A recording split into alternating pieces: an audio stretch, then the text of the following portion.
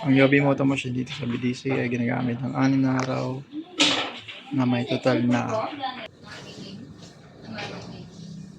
4,055 pesos. Ito po yung head. Ang copy. Head clean. Punasan yung wiper. Katapos na head clean.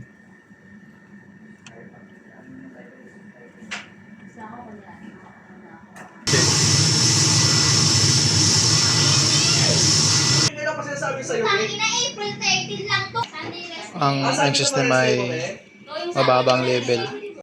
Waste ng area ay kakatapon lang. Andito lang po yung use. Nasa tanggila po. Dito lang po yung unuse. Ang EBR na may input na 244 volts, output 219 volts. Ito naman po yung daily maintenance checklist ko.